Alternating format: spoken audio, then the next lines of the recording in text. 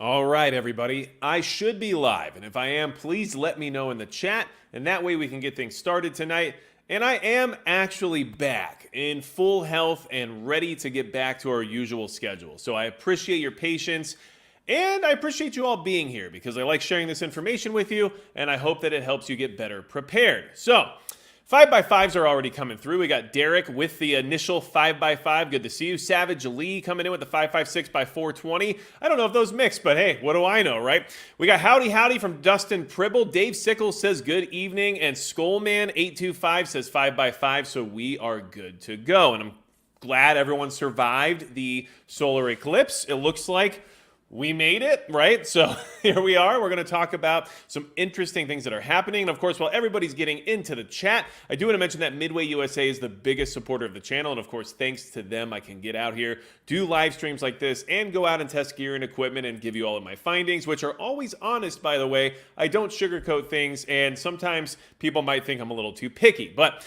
thanks for getting in here. And then I also want to mention that Prepper Beef is actually now a partner of the channel. And magicprepperbeef.com is where you can get really high quality, high-end freeze-dried beef products, including New York strip, as well as ribeye, filet mignon, and other cuts of beef. Now, it's very expensive. This is a luxury item. This is to supplement your prepper pantry, your beans and rice, and guess what? Now maybe some steak to add into the mix. It is expensive. It's about $30 or $40 per pound if you want to measure it out that way. But the thing to keep in mind is that's how much a steak dinner costs, and this stuff will last minimum 10 years up to 25. So magicprepperbeef.com if you want to check that out. It supports the channel. It gets you steak, which would be great for supplementing your pantry with a luxury item. Like I said, this is not a required prep, so don't spend money on it if you don't already have other food put away. But it is nice to have on hand. And by the way, if you use the code MAGICPREPPER, you'll get 10% off. Actually, I think it's 15% off. Let's go with that. So, we got a lot to talk about tonight. I hope everybody's in here in the chat now, and I hope that we are ready to start discussing some of these interesting findings regarding why the National Guard is concerned with a domestic nuclear device. And when I say domestic, I mean the people who would be detonating it are of domestic nature, which I think is odd, right? So I wanted to share that because I didn't really hear anybody talking about this, but I do find it very interesting. And of course, with these military drills, with the National Guard, the scenarios that are developed for the training can be put together in whatever type of situation that they would want, right?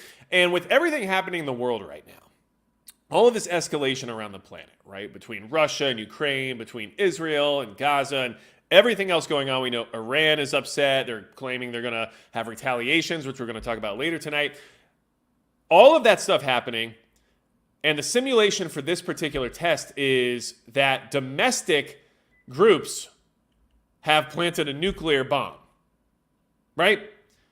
Like out of that movie or show Jericho. So I just find the timing interesting, considering we're in an election year, and I also find the concern to be interesting based on everything else that's happening in the world, right? So let's talk about it and let's get moving. If Swalwell has his way, domestic nuke will mean we won't give up our rights are the target. We who won't give up our rights. Yeah, well, there you go. And of course, we've heard rhetoric like that before from these politicians. So let's talk about it. All right. By the way, the code MAGICPREPPER at magicprepperbeef.com does give you 15% off, so that helps quite a bit. Moving on. U.S. Army, this was reported April 5th, 3 days ago, right? So I haven't heard anything about this from anybody else, but I don't watch every single other person's channel. I try to get a lot of information when I can, but obviously I try to do what I can to get it out there as well. So, New Jersey, Delaware, Idaho Guard conduct intra-agency training. All right, Trenton, New Jersey. The New Jersey, Delaware, and Idaho National Guard participated in interagency chemical, biological, radiological, nuclear, and high-yield explosives training with the FBI and state and local law enforcement March 25th through 28th. In the training scenario, the FBI has just received intelligence that a domestic terrorist group has planted bombs, including one with cesium-137, a radioactive isotope, as more than 10,000 people are about to converge on the Cure Insurance Arena in Trenton to listen to the vice president, which think 10,000 people would want to listen to her, but that's just my opinion. The entire structure has to be searched, from the catwalks crisscrossing above the floor to the rooms and suites, the concession stands, and the service areas. The Joint Chemical, Biological, and Radiological and Nuclear and High-Yield Explosives Characterization, Exploitation, and Mitigation course brought together soldiers and airmen from the New Jersey National Guard and everybody else, right? We don't have to go through that whole list, but it is a lot of different units and a lot of different law enforcement and National Guard units getting together for this. The whole intent of the course is interoperability at the operations level, because you got to operate when you operate sometimes, you know? Said Carrie Heiser Sivley, president, Eniwatak Group LLC, the contractor running the course. I wonder if they get loans based on some of their hiring practices. I don't know, just based on what their current threat level is the most concerned with. Anyway, we're talking about the folks that are on the ground that are actually out doing the work, that do the sweeps, that do the responses. That means when WMD CST units do their sweeps and encounter certain hazards, they know how to contact to remedy, or who to contact to remedy them so they can continue their sweeps. The participants spent the first 2 days of the National Guard Bureau-funded course in the classroom, reviewing responses to chemical, biological, radiological, nuclear, and explosive threats. On March 27th, the participants assembled in 4 groups at the Cure Insurance Arena for the hands-on training. So, this sounds like it's straight from The Dark Knight Rises, right? The third movie in Christopher Nolan's Batman trilogy, where Bane takes over the city and has this nuclear weapon that's being moved all over the place, and they have to disarm it or else he'll blow up all of Gotham, right? Like, this is just an odd practice. Now, I understand the practice of sweeping and trying to identify and locate weapons of mass destruction. I understand that part. Like, we need to be vigilant and secure when it comes to the way we treat our nation. Although, of course, we're not that secure, especially in the southern aspect of the country. But regardless, I get all that. But the fact that it had to be simulated with the concept of domestic terrorism rather than a foreign entity, rather than a foreign adversary, rather than anyone else who might have reasons to want to attack us, their biggest concern was a domestic one, which made me say, okay, why is that? And is there more happening right now when it comes to some of those concerns? And of course, there is. So we're going to get into that as well. Dark Knight Rises, Demolition Man, and V for Vendetta are in the highly prophetic movies category. Well, I hope you're right, because if I can go to Taco Bell and it be considered a 5-star meal, I'm going to be doing all right, except I will not know how to use the 3 seashells, and I will be very concerned once that Taco Bell actually makes its way all the way through. So, let's see here. Other people in the chat like to say hi. USMC Devil Dog 0311, 11 bang bang. I don't know what that means, but I'm glad you're here, and I appreciate you. We are the new mustache twisters, says Kevin Brown. All right, so here is a threat assessment from November of 2023 that's in relation to this, because one of the biggest questions from this National Guard training, should, at least in my opinion, should be, how are these people acquiring a nuclear device, right? Because, so a domestic group does this attack, okay? Who funded it or who provided the material or the weapon itself in order for this to work, right? Because that could also still then be a foreign adversary, and then we have a different situation on our hands than what's being like technically simulated, right? We're at war with another country at that point. But here's something from November 2023 that actually lets you know just how concerned they are about this type of situation, and that they feel that there is a lot of domestic infiltration in our nuclear programs when it comes to having access to material as well as access to our power grid regarding nuclear power. And so, first off, I will share this in the live chat. So if you guys want to read it for yourself and look into it, you're more than welcome to. I think it's a good thing to kind of at least scan over to get some ideas about what's going on out there. But here is the survey about, well, the thing the National Guard seems to be concerned about right now. From November 2023, but it's relevant right now. The threat from within, an overview of the domestic violent extremist threat facing U.S. nuclear security practitioners. This is a funded publication by the U.S. National Nuclear Security Administration, Office of International Nuclear Security's Nuclear Security Women Initiative. That's a lot of nuclear security over and over and over again in one sentence, but that's what this came from, okay? So here's a quick summary, and then I'm going to bring you down to another page where I'm going to go over something a little bit interesting I found in this report. Okay, the events of the 21st century have required a reimagining of how nuclear security practitioners perceive threats in the United States. With the rise of terrorism concerns over the last 2 decades came the increase in the security risk posed by non-state actors to nuclear facilities. Insider threats and non-state actors are the most persistent concerns facing nuclear security practitioners.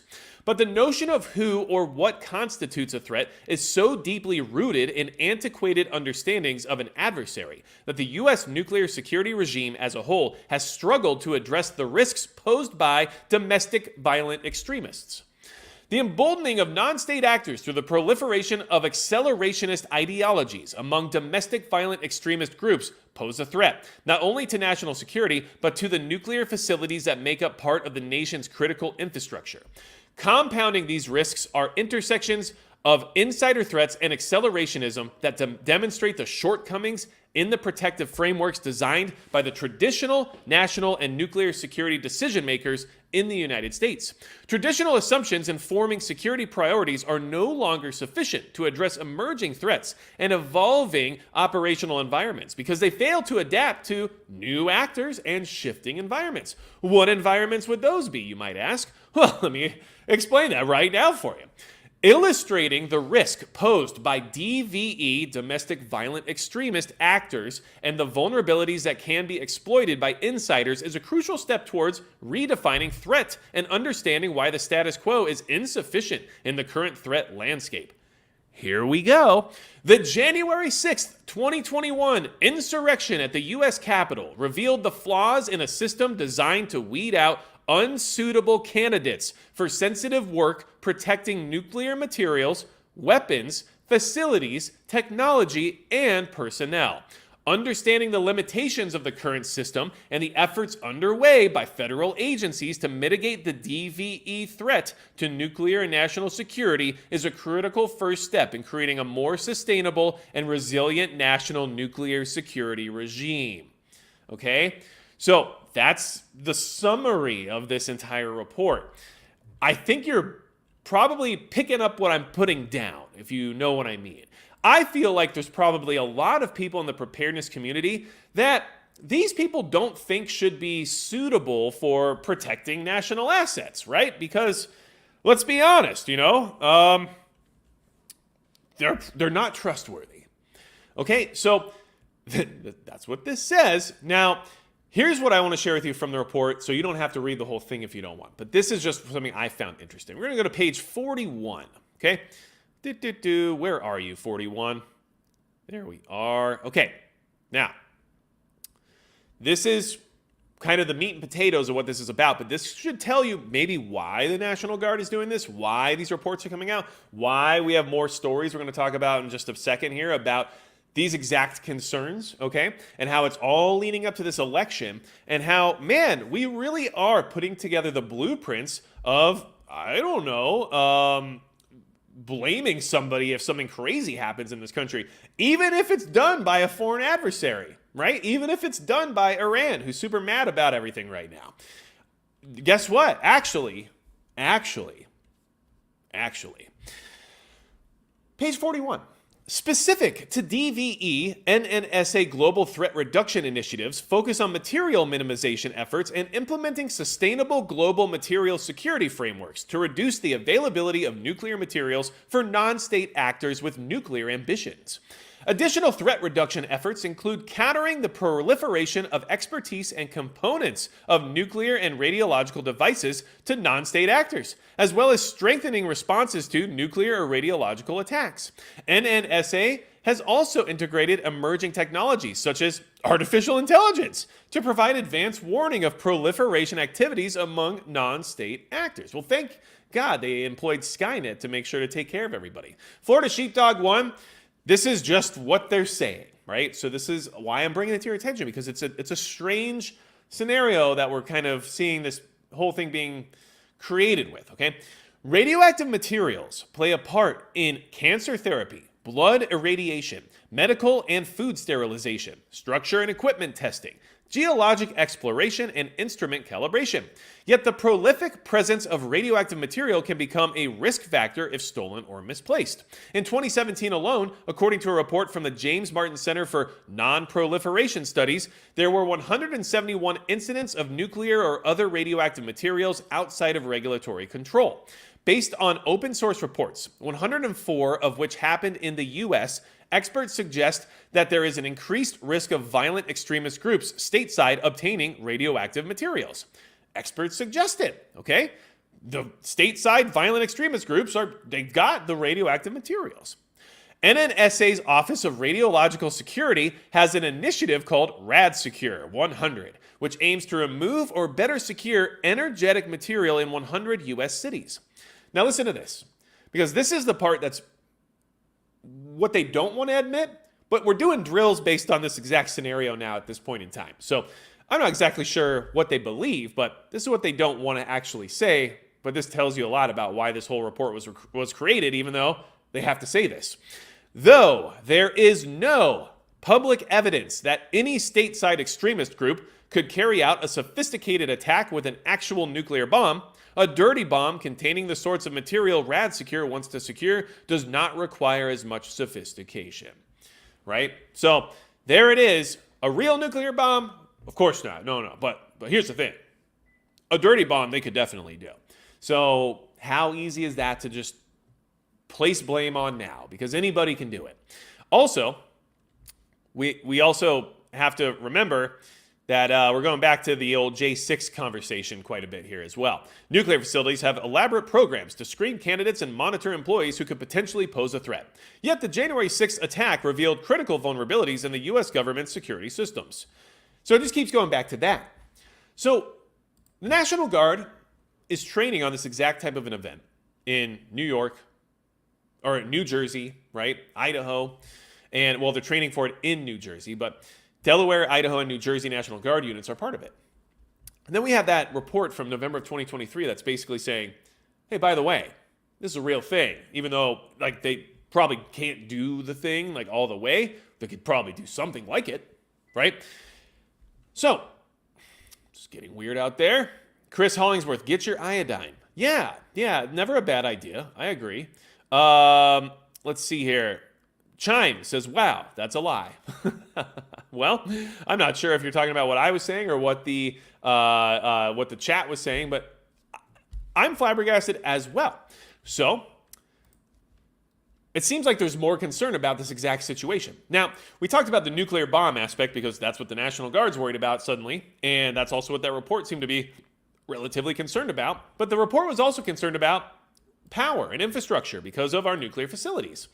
And people who are associated or even just adjacent to probably, I'd say, one half of the political spectrum, right? Not being suitable for protecting any of those assets.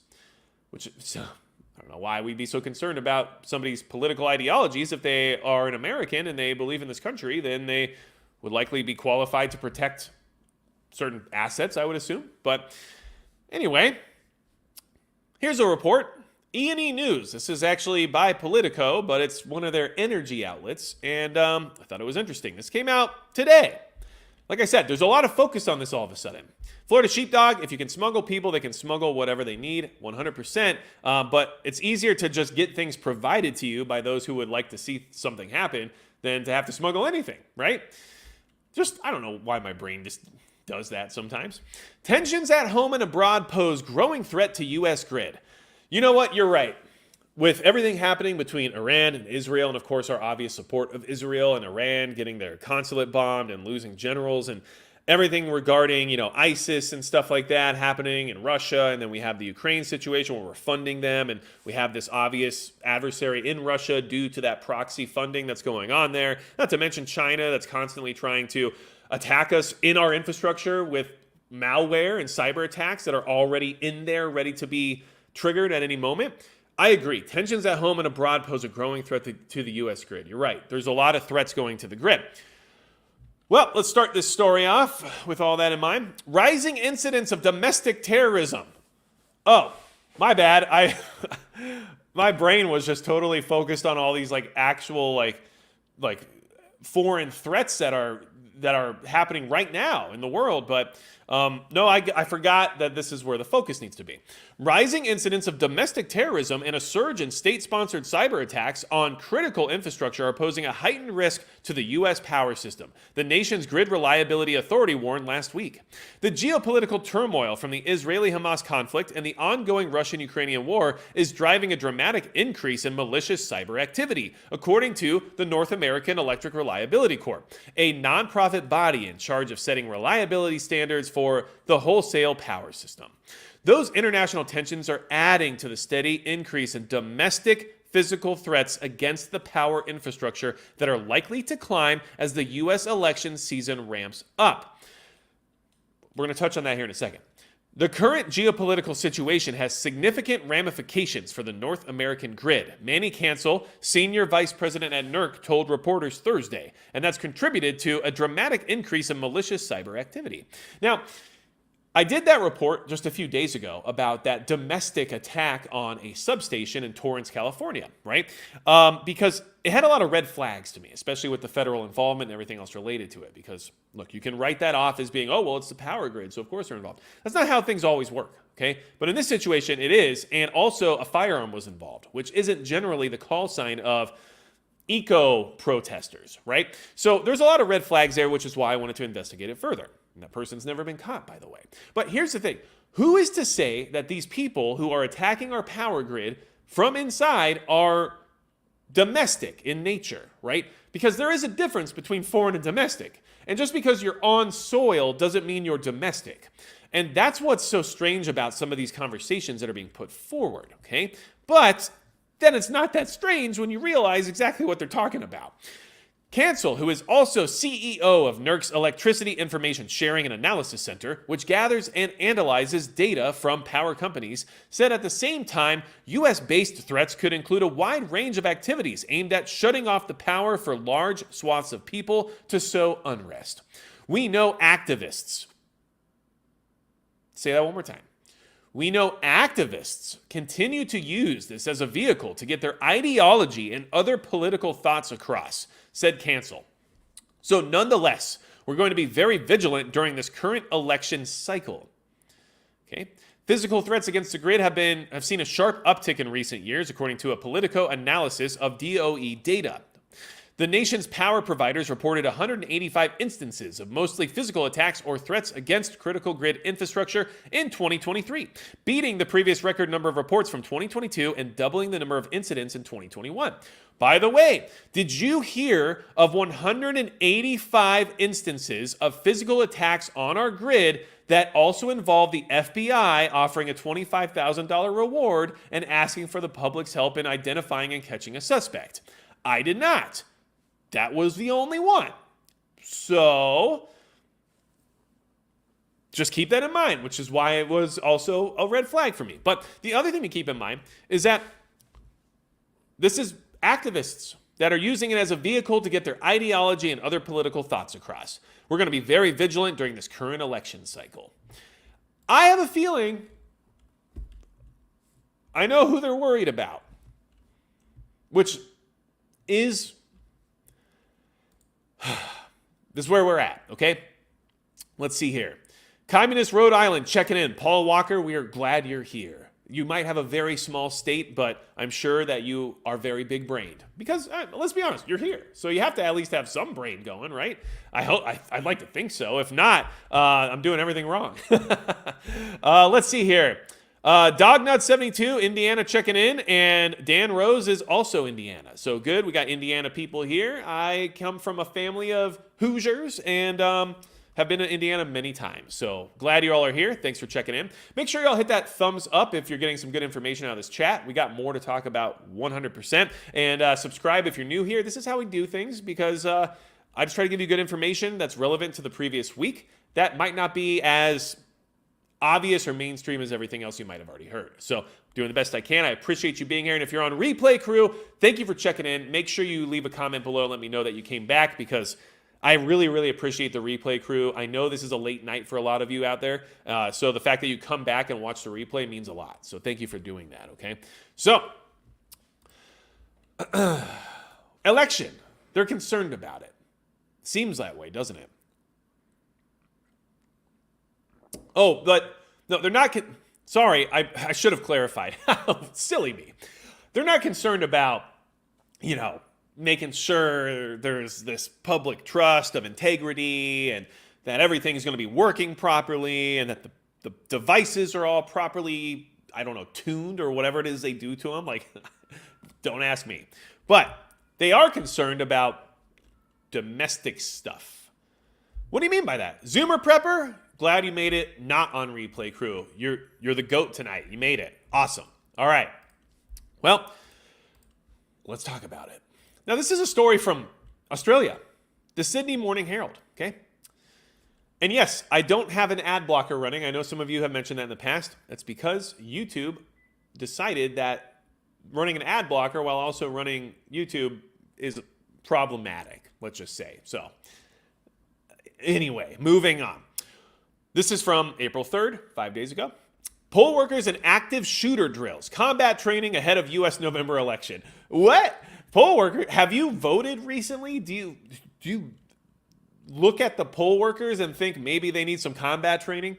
Not my situation, that's for sure. But hey, I don't know what they're anticipating, but apparently a lot.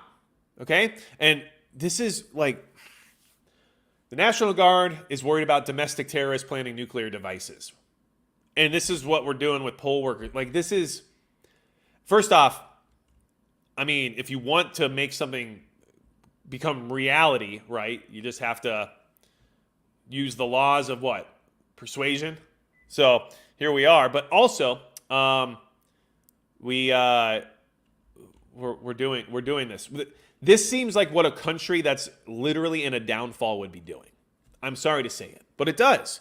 And it hurts my heart to say that because our society doesn't deserve what's happening to us, but a lot of it's happening to us, not because of us. There are some people that are at fault, let's be honest. We know that.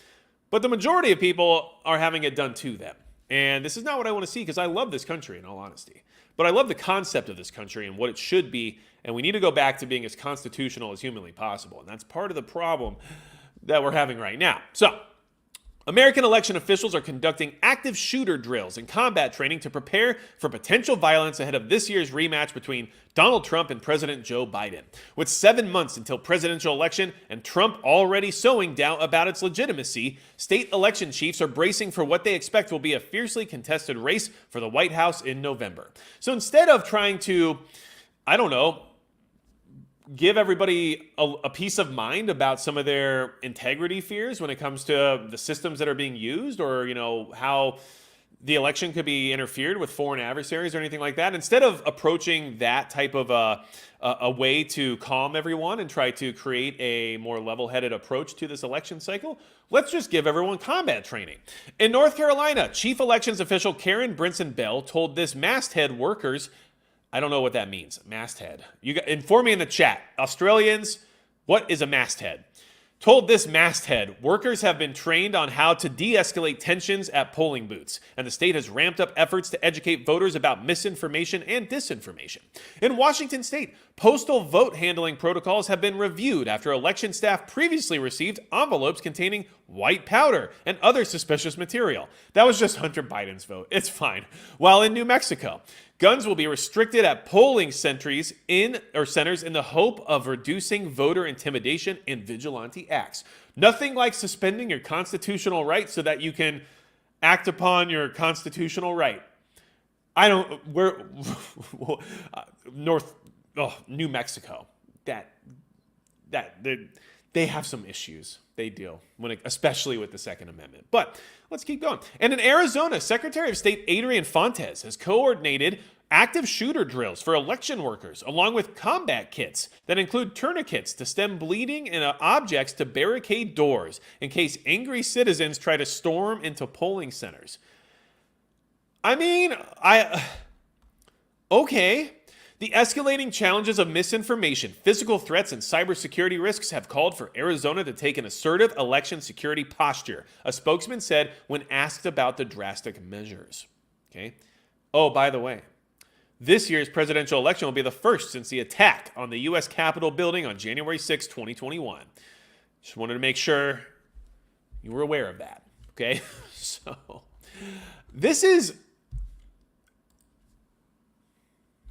they're concerned about the domestic threat more than anything else right now, which is why the southern border is wide open, which is why we're not even responding to attacks on our Navy.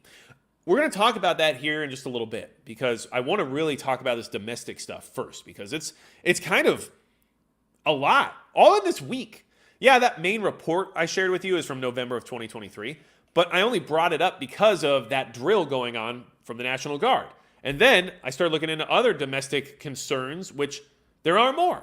So it's very clear that the country, and especially those who have any official power, let's just say, are very worried about how it's going to turn out. And that should tell you a lot about how they feel about the election and everything else leading up to it, right? And obviously, they are targeting a certain demographic. It's very clear.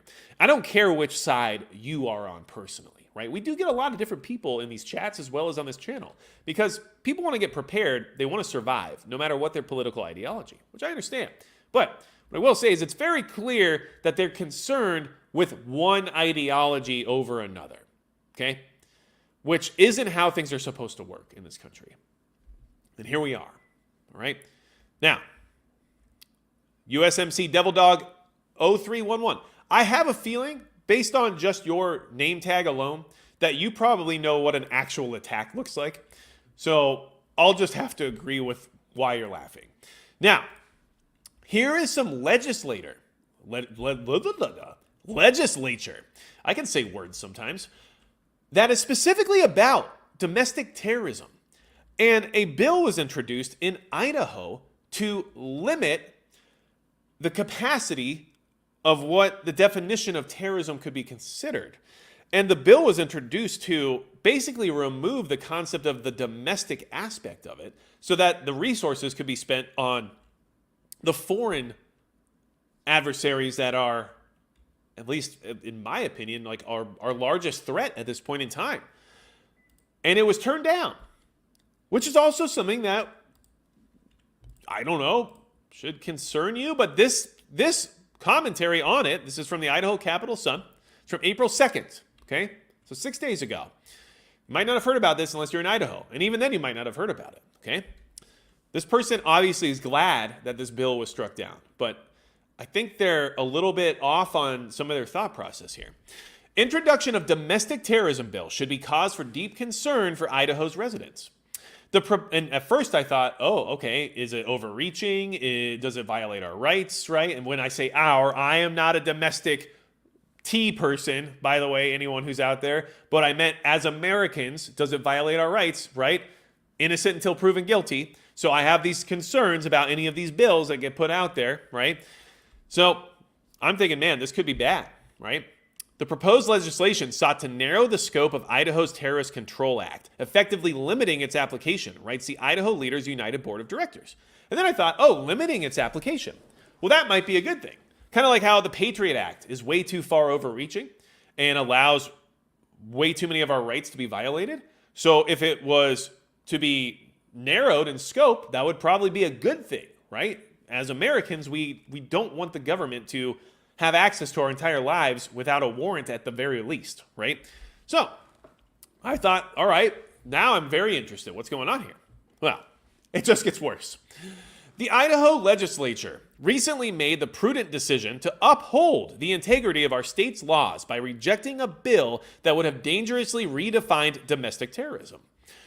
Idaho Leaders United applauds the legislators who voted against it for their commitment to safeguarding the principles of justice and fairness in our state. But the mere introduction of a bill such as this should be cause for deep concern for Idaho's residents. Narrowing the scope of government should be deep concern. Got it. Look, I understand security. I understand needing to deal with people who are a threat, domestic or foreign or not. I get that 100%. But as Americans, we have rights that have to be respected through due process. And a lot of these acts tend to ignore some of that process. The proposed legislation sought to narrow the scope of Idaho's Terrorist Control Act, effectively limiting its application to individuals associated with foreign terrorist organizations. Narrowing this definition would render the act ineffective in addressing domestic terrorist threats. The Terrorism Control Act was crafted in response to a very real and serious threat posed by white supremacist groups. Redefining domestic terrorism in a way that excludes such threats would undermine the law and compromise public safety. Furthermore, the involvement of known figures associated with militia movement groups in shaping this legislation raised serious concerns about its intentions. While we commend our elected officials for their efforts to ensure this bill was not passed into law, the domestic terrorism bill getting as far as it did in the lawmaking process is deeply concerning. In allowing such self-serving and dangerous legislation to even be granted a hearing, it undermines the very essence of the lawmaking process that is supposed to reflect the will and values of the people of Idaho. This attempt to narrow the definition of domestic terrorism not only disregards the legitimate concerns of our communities, but also threatens to embolden extremists within our state. It is imperative that we remain vigilant against any attempts to manipulate our laws for personal or political gain. The involvement of individuals in shaping this legislation with known ties to extremist ideologies and history of lawlessness is deeply troubling and serves as a stark reminder of the importance of maintaining rigorous oversight over the legislative process. We cannot allow the voices of hate and intolerance to dictate the direction of our state's laws. Okay? And by the way, someone from Bundy Ranch says they were involved. Okay? So, listen. I understand that there is a domestic threat. There is. We know that. I don't think it's as clearly defined as some of these people like to believe, though. There are people on all sides of ideology that would like to see bad things happen. Okay? Law of the minimum. I got mashed taters and dry milk in Mylar bags. Awesome. I'm glad he took that advice. I hoped that that would be good information for everybody. Dry goods that last almost forever, that are very affordable, how can you go wrong? I will say, though, that video did not perform as well as I would have hoped because it's practical preparedness advice. But oh well. I do what I can to try to be versatile in the topics we cover here. All right? So, thanks for that, Law of the Minimum. I appreciate the super chat. So, listen, I am not trying to excuse anybody who's a bad actor. There are bad actors on all sides in every ideology, right? There are accelerationists out there. There are people who would like to see this country burn down so they could rebuild it in what they feel is a better version of it, right? But there are also communists and Marxists and people who would like to see our version of a republic end because they don't believe that it can operate for their interests, right? There are all kinds of people in this country who don't want to see America be America. But it's very clear that they're only concerned about one group of people, right? And they lump everyone in together with this white supremacy label in order to demonize them, right? Anyone who doesn't want the federal government involved in their life suddenly becomes, a militant or a militia member or anyone else they want to label in a negative way. And it just flabbergasts me that we even have legislation where people are trying to narrow the scope of government when it comes to what they can or can't do against American citizens in this country. And people are applauding that the law was upheld that had more scope rather than less. And that's where we're at. And that's why I guess the National Guard is training to deactivate nuclear bombs that are planted by domestic terrorists, because that's everyone's biggest concern right now. With everything happening in this world right now, that's what they're worried about.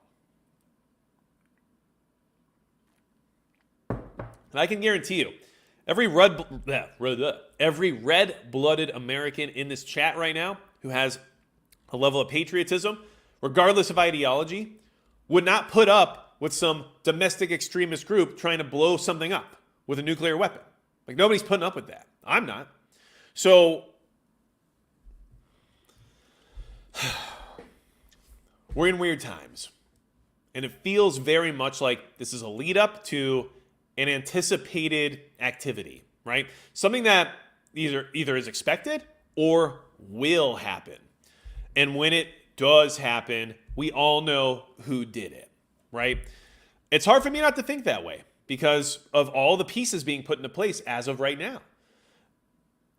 I don't understand how we're literally funding a proxy war between Ukraine and Russia. And Russia is a nuclear superpower that is one of our main adversaries. And we won't do anything to secure our southern border. But we're freaking out about the domestic threat. While China has killware inside of our infrastructure that they can literally pull the trigger on at any moment and probably shut us all down. In all honesty, they can probably just pull the red dragon. They really could. But this is where our minds are at, which should tell you what's coming in many ways. And I'll let you interpret that as you would like. Jericho, the Roche 22, exactly. That is, I think that's where they got this whole simulation from. Okay? So, and Porky Prepper, thank you for that. Much appreciated. Let's go ahead and move on to some of these outside threats that I think are also concerning, but maybe more likely to cause some of these incidents that we're worried about, right? Let's see here. Naref, if that's true, if they don't want to offend people, like that might be the case, but I think that's like ridiculous at this point in time, right? Don't you? Like, we need to get back to understanding that there's sovereign nations and that we can operate like one, and then we can point out who is not in our best interest, right? 30 pounds of salt, Porky Prepper. That's awesome. Good for you. Good for you. Okay? You can't have enough salt. You just can't. And by the way, this freeze-dried beef, it has no salt. The ingredients are beef, and then no salt is added. So if you ever get me, add salt. Trust me. It made a huge difference in flavor. It really pulls out the flavor. It has no salt. So if you don't add salt, you're going to be like, oh, this isn't very good. That's because there is literally no salt. All right. You might consider a live aboard-sized sailboat exodus to yonder shores during SHTF as a backup plan. You know, I don't think having a watercraft is a bad idea. I think it's a good option. I don't necessarily think I would make it my priority, but if I knew I could get away via the water and I didn't have any other options at the time, maybe not the worst thought. So I appreciate that. Good to see you, Nick. Glad you're in here. And I also noticed we have John Carchia in here as well. Let's talk about Iran, because they are claiming they're going to do some stuff here soon. And it could be anywhere. And this is going to happen because if it doesn't, they're going to lose all credibility and respect. So just be aware of this. Iran is planning to strike back against Israel. There are a few ways this could go. So let's talk about those few ways, okay? And we'll talk about the time and everything else here, but let's go ahead and jump in here. Iranian officials say they will mount an attack sometime after Ramadan, which ends Tuesday, okay? So we have until Wednesday, I guess, to see what happens. And this story is from today, April 8th, all right? So we're talking in 2 days, things can start to happen according to Iran, but who knows when or how long it might take, right? So in retaliation to Israel's April 1st attack on Iran's consulate in Syria, which killed 7 officers of its Islamic Revolutionary Guard Corps, including 2 generals, Israel has put its forces on high alert in anticipation of the attack. Israel carried out the attack for reasons as yet unknown, without first informing the Biden administration, even though an Iranian attack on Israel could draw in the United States. Biden placed a second aircraft carrier in the Mediterranean shortly after October 7th to deter precisely such an attack. Biden did. Yeah. He definitely called somebody and did that. Which way things go from here depends, in part on Iranian and Israeli calculations, and in part on sheer luck. Okay? Now, here's some things for you to think about when it comes to what they might do. If Tehran's rulers decide to mount a proportionate attack with the goal of restoring deterrence, they might launch missiles at an Israeli embassy somewhere in the world. Probably not at an embassy in Washington, as an attack on American territory might provoke U.S. retaliation. If they do go beyond proportionality and attack a target inside Israel or the United States, that might reflect one of 2 things. Either Tehran's leaders don't understand deterrence theory, or they want to enter the war directly. Okay? Either way, this would be a grave or bold departure. Iranian officials disclaimed any involvement in Hamas's October 7th attack on Israel and kept a tight leash on Hezbollah, their terrorist ally in southern Lebanon, which Hamas had hoped would join in, striking Israel from the north. Some Iran-backed militias in Lebanon and Syria launched missiles at U.S. and Israeli bases. But after one such strike killed 3 American troops, the U.S. retaliated with force and diplomacy, launching a massive wave of attacks and killing 40 militiamen while also holding secret talks with Tehran. Since then, the militias have been quiet. Okay, so even if Iran takes a more cautious option in responding to the attack, say by launching missiles at some Israeli embassy, spiraling escalation would still be a possibility. Israel has not officially claimed responsibility for the strike on the consulate in Syria. To the extent officials have conceded it off the record, they say it was in response to a long pattern of strikes against Israel by Iranian-backed militias. Okay, so these are some of the things that they're saying are possible. I think that those are reasonable assumptions, but it's something to be aware of.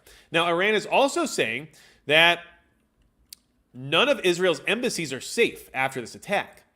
And this matters just because we have Israeli embassies all over the world. So this attack could happen anywhere, which is why you should pay attention. I mean, we have one here in the United States, of course. We have them in many Western countries. So there's a lot of targets, right?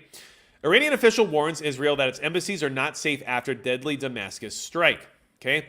A top Iranian advisor on Sunday warned Israel that none of its embassies were safe following a strike in Damascus last week, blamed on Israel that killed 12 people, including 2 elite Iranian generals. Regional tensions have threatened to draw the Middle East into a wider conflict as Israel's war against Hamas marks 6 months. Israel has been preparing for an Iranian response to the strike without directly acknowledging its involvement. The remarks by General Rahim Safavi signaled that the attack on a diplomatic mission could be met with a similar response. None of the embassies of the Israeli regime are safe anymore. Safavi, a military advisor to Iran's supreme leader, Ayatollah Ali Khamenei, was quoted as saying by the semi-official Tasnim agency. Okay, so then Israel responded, "Whoever harms us or plans to harm us, we will harm them." This is Netanyahu saying that. "We follow that principle in practice all the time as well as in recent days." So this is escalation, big time. Both sides are saying something's going to happen, and neither side is going to back down from it. That's my opinion anyway. And Iran saying none of those embassies are safe means that anywhere in the world this could happen. So at least just think about that, especially if you are located nearby an embassy, especially an Israeli embassy. You might want to just consider your surroundings a little bit more when you're doing your day-to-day, right? Nick, what's the best way to support the channel? What helps you the most? Nick, honestly, subscribing, watching the channel, thumbs ups, all those things help a lot, and they're free, right? So that's the best way to support the channel because it doesn't cost you anything. If you want to support the channel further, Subscribestar is a good way to do it because it's direct and you get access to the private live stream, which I have on after this chat tonight. And there's also some exclusive content I post over there, as well as the ability to directly communicate with me through chat. Communicate me. It's a thing, right? So I'll put a link to the Subscribestar in the live stream right now in the live chat in case that's something you're looking to do. So thanks for asking that, Nick. I appreciate it. And then Law of the Minimum. I EDC a Glock 19 following MP advice on size matters. Well, I'm glad that you do because first off, that's an excellent choice. No one should disparage anyone for carrying a Glock 19.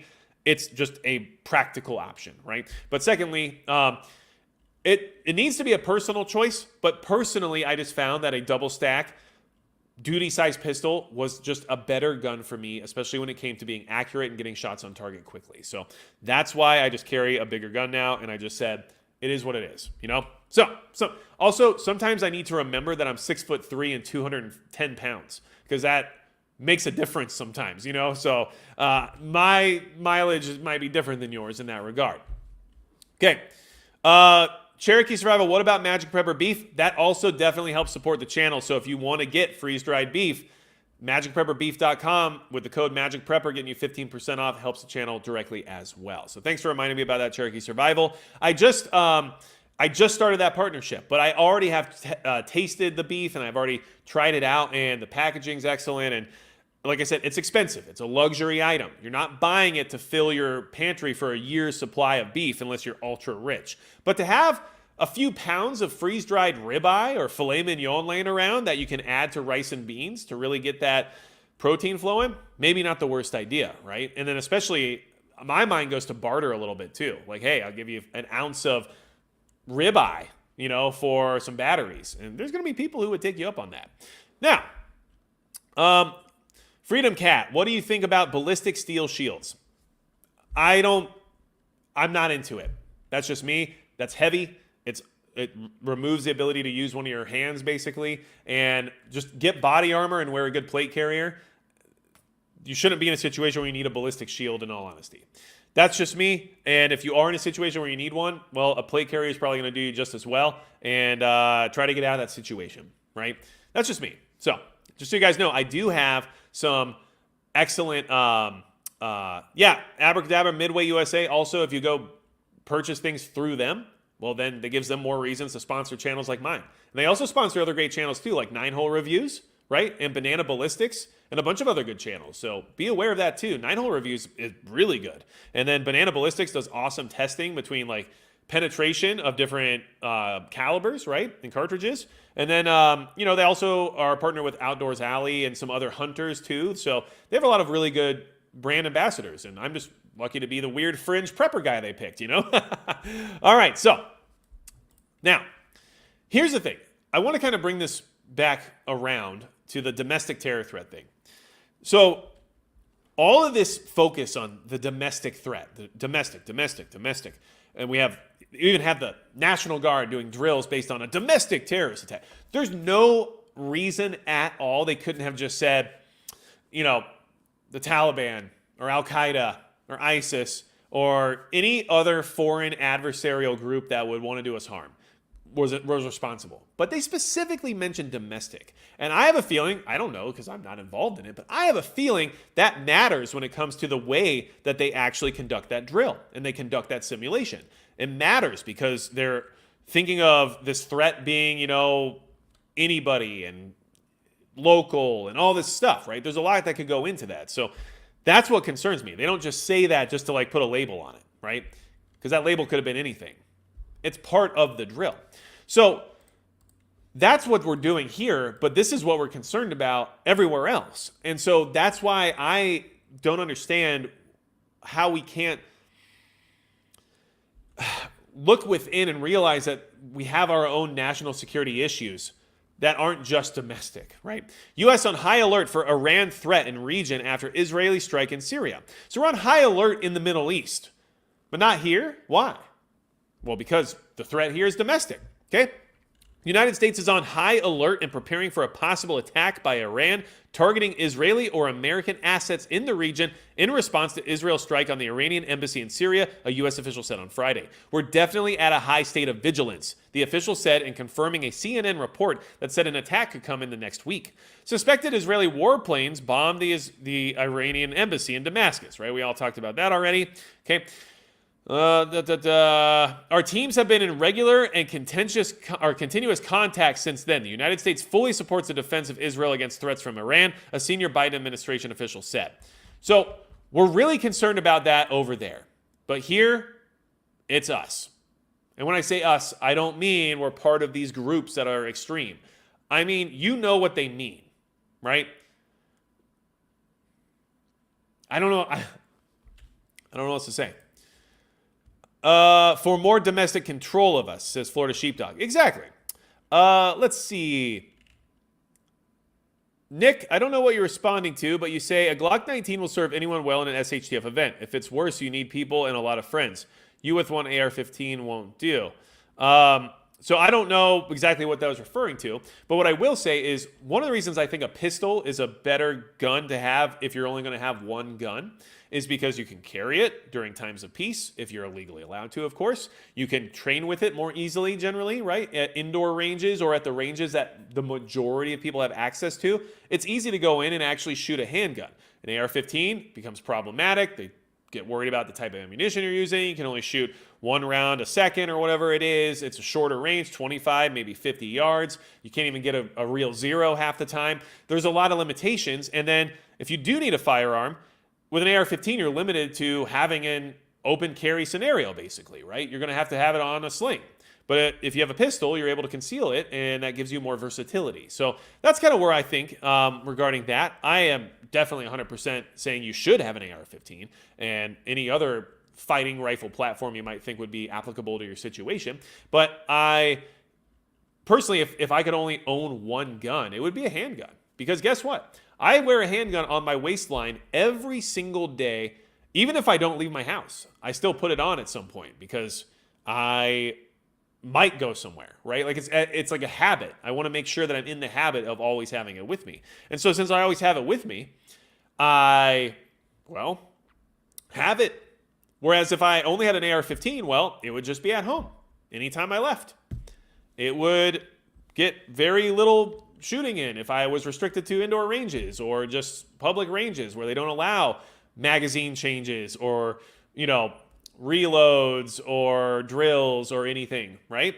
So that's just me. That's my advice. If I could only own one pistol, especially now. And then in SHTF, you still have a good way to protect yourself. It's not a rifle. 100%. No handgun is. Doesn't matter. Even 500 Smith & Wesson can't compete with the 5.56 when it comes to capabilities. Sorry to say it. Handguns just aren't rifles. But that's just me. So VP9 is a nice pistol, Drew Webb. I'm not going to argue with you on that one. Okay.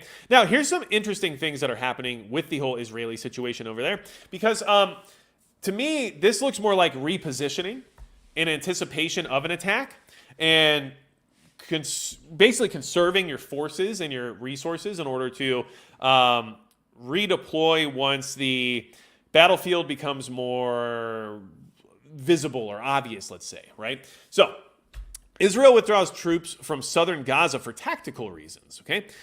This is from yesterday, April 7th. Drawdown after 4 months of fighting in Khan Yunis coincides with new ceasefire talks. Israel has pulled all of its ground troops out of southern Gaza for tactical reasons, the country's army has said, raising questions about the future direction of the war as Hamas and Israeli delegations travel to Egypt for a new round of ceasefire talks. 2 brigades will stay in the northern half of the Gaza Strip, and the new corridor that now bifurcates the Palestinian territory at Wadi Gaza, the Israel Defense Forces said on Sunday, in order to preserve the IDF's freedom of action and its ability to conduct precise intelligence-based operations. It is believed the drawdown is primarily to relieve reservists after nearly 4 months of intense fighting in the decimated southern city of Khan Yunis, rather than any significant shift in strategy. Okay? An army official who spoke to the Israel Daily Haaretz said, "There's no need for us to remain in Khan Yunis. The 98th Division dismantled Hamas's Khan Yunis brigades and killed thousands of its members. We did everything we could there." So that might be true, but to me, it looks like repositioning. So that might be in anticipation of this attack. This might be in anticipation of a new front based on whatever they might be considering when it comes to Lebanon or anyone else they want to go to fight with, right? So be aware of that. Now, remember earlier when I said our Navy is attacked regularly and we do nothing about it? That's weird to me, but that's what's happening. So these attacks in the Red Sea are still going on, by the way. And I wanted to remind everybody of that because it's still happening. Like, we're still going. Navy destroyer Gravely takes out Houthi drones and missile in the Red Sea, Thursday, April 4th. Okay? The Navy destroyer Gravely and U.S. forces destroyed an inbound anti-ship ballistic missile and 2 aerial drones in the Red Sea on Wednesday, launched by Houthi militants in Yemen, according to U.S. Central Command. U.S. forces also destroyed a mobile surface-to-air missile system in Houthi-controlled territory. Listen to this. I don't know if I agree with all this, but this is just what they're saying. There were no injuries or damage reported by U.S. coalition or commercial ships, CENTCOM said. The latest engagement with the Iran-backed organization during its months-long campaign of assaults against commercial and military ships in Middle Eastern waters comes just days after the group's multiple attempts to attack a U.S. warship. U.S. forces destroyed 4 aerial drones over the Red Sea on March 27th that the Houthis aimed at an unidentified U.S. warship, as well as another 4 the following day, aimed at an unnamed U.S. warship and coalition vessel. Meanwhile, U.S. officials on Wednesday discussed the future of the ongoing conflict and the prospect of achieving maritime security in the region. Lieutenant General Alexis Grinkowicz, the head of U.S. Air Forces Central, said the Houthi rebels in Yemen may be running through their supplies of drone swarms and anti-ship ballistic missiles. U.S. Special Envoy for Yemen Tim Lenderking told reporters that while he thinks the terrorist designation for the Houthis puts additional pressure on their ability to fundraise, ultimately a diplomatic solution is needed to de-escalate the ongoing situation. We favor a diplomatic solution. We know there is no military solution, he said. Okay? Listen, I get the stability aspect of needing to keep those shipping lanes open and everything else. They are launching ballistic missiles and drone swarms at our ships, at our Navy warships. Not over them, not near them, at them. They want to hit a warship with a ballistic missile. They haven't been able to. But what is this? In all honesty, like, what is this? We're going to put our troops out there. We're going to put our assets out there. And we're going to just play missile command for months at a time, getting bombarded with ballistic missiles and drone swarms. But there's no military solution. We have drone striked innocent people for much less. Right? I'm pretty sure you remember the Obama era. So, what is going on here? Why aren't we just saying no?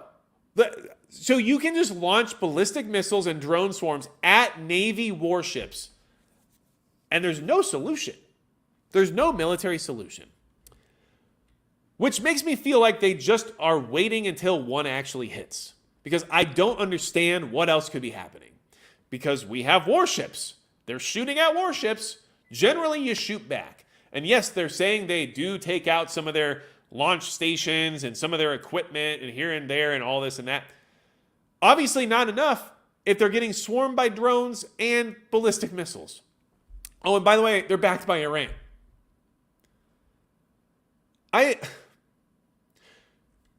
Okay, if the Philippines started launching ballistic missiles and drones at China's Navy, even if China shot them all out of the sky, do you think that China would just be like, hey, stop that? We got to find a diplomatic solution. There is no military solution. They're just going to keep shooting at us, and we have to keep shooting all that stuff down. And hopefully they stop one day and they run out of ammo. What a great strategy. What is going on there? I don't know. That's just me. I just don't feel like at a certain point you don't let people keep shooting at you, right? Am I absurd for feeling that way? Anyway, that's all going to keep happening. And yeah, it's a problem for us because of affordability of goods and because, like I said, it sounds like they almost want one of these things to actually hit. Because when they do, suddenly you have the green light to do the thing, right? We've all seen that happen in our past when it came to naval ships being blown up and suddenly you are involved in a war. Name a couple. There's only a few to choose from, but it does happen. Houthis back to attacking ships after brief pause. This is from today. This is from G Captain, all right? So this is like a shipping news site that specifically talks about shipping, okay? The past week has seen an increase in attacks on shipping in the Red Sea, and a Houthi spokesperson has sparked fears of the danger area expanding into the Arabian Sea. 8 consecutive days of attack-free shipping in the Red Sea between the 23rd of March and the 1st of April marked the longest quiet streak since December, when container ships began diverting around the Cape of Good Hope. However, in the past week, UK Maritime Trade Operations has confirmed 2 attacks on vessels, the most recent yesterday, 111 kilometers southwest of Al Hudaydah, Yemen. I think I said that right. UKMTO said the master of a vessel has reported 2 missiles in the vicinity. The first was intercepted by coalition forces. The second impacted the water a distance from the vessel. The vessel reports no damage and the crew is reported safe. The vessel is proceeding to the next port of call. Meanwhile, Houthi spokesperson Yahya Saree said on TV yesterday that during the past 72 hours, Houthis had targeted a British ship and several U.S. frigates in the Red Sea. He also said they had attacked 2 Israeli vessels in the Arabian Sea and Indian Ocean that were heading to Israeli ports. The Times of Israel reported that, according to Mr. Saree, the attacks included a missile strike against British ship Hope Island and what Mr. Saree described as 2 Israeli ships, MSC Grace and MSC Gina. They're going hard, and they're going to keep going. So there's no military solution to being shot at anymore when it comes to the U.S. Navy, when it comes to the Royal Navy, when it comes to the Israeli Navy. I don't know how this is supposed to work. Last I checked, if you shoot at an American ship, you get shot. That's my understanding of how things are supposed to work. But, yeah, I'm just a civilian, just a regular guy, so maybe I just don't understand military strategy. That's just me. But, hey, listen, maybe I'm just a little too pro-America too, which apparently is a problem for everyone when it comes to domestic security. I just like my country, man. That's it. And I don't want to see it keep going in the direction it's currently going in. I don't think that's too much to ask. But, probably makes you a problem if you feel the same way. So, hopefully all of you got some good information from tonight's live stream.